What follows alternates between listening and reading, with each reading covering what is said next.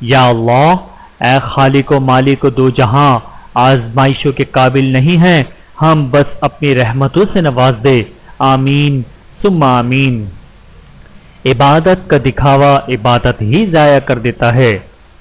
دعائیں نصیب سے نہیں بلکہ نصیب دعاؤں سے ملتا ہے، اور کائنات کے سارے معجزے دعاؤں سے ہی ہوتے ہیں۔ یا رب، فقط اتنی سی التجا ہے تجھ سے، ہماری دعائیں قبول کر لے، زندگی سکون سے بھر دے، آمین۔ یقین خالی دل کو بھر دیتا ہے، بے یقینی بھرے دل کو خالی کر دیتی ہے۔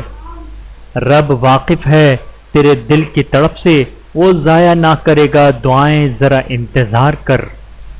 بے حساب حسرتین نہ پالیے، جو ملا ہے اسے سنبھالیے۔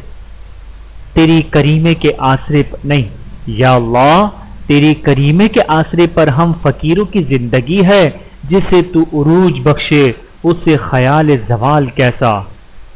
جن گھروں میں اللہ پاک کا ذکر ہوتا ہے وہاں سکون، محبت اور برکت نظر آتی ہے۔ بہترین آنکھ وہ ہے جس سے انسان اپنے اندر جھانک سکے۔ ہر مشکل کی دوا میرا اللہ کافی ہے۔ مجھے بہت اچھا لگتا ہے دیر تک اپنے اللہ سے باتیں کرنا۔ میں نے لوگوں کی بھیڑ میں لوگوں کو لوگوں کے لیے ترستے دیکھا ہے۔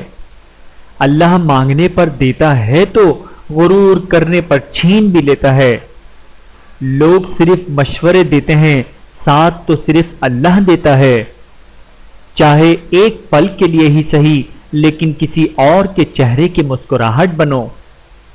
زندگی، عزت، رزق اللہ کے اختیار میں ہے۔ برے اعمال دیمک کی طرح ہوتے ہیں، ان کے ذریعے باہر سے تو کچھ نہیں بدلتا مگر اندر سے سب مٹی ہو جاتا ہے۔ دنیا کا سب سے خوبصورت رشتہ اللہ اور اس کے بندے کا ہے۔ جب عبادت بوجھ سے سکون بن جائے تو سمجھ لو کہ تم کو اللہ سے اور اللہ کو تم سے محبت ہو گئی ہے۔ جب کوئی امید نہ ہو تب زیادہ یقین سے مانگو، کیونکہ معجزے اللہ کی شان ہیں۔ دنیا میں سب سے زیادہ مطمئن لوگ وہ ہیں جو اپنے معاملات اللہ کے سپرد کر دیتے ہیں۔ نماز پڑھا کریں، یہ ہمارے نبی کریم صلی اللہ علیہ وآلہ وسلم کی آنکھوں کی ٹھنڈک ہے۔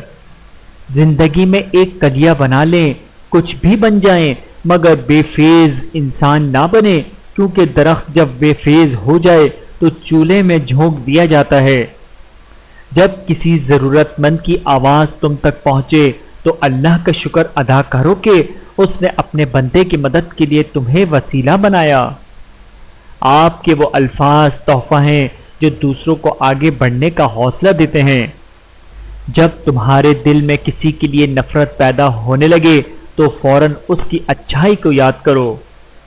اے اللہ، ہمارے برے حالات کو اچھے حالات میں بدل دے، آمین۔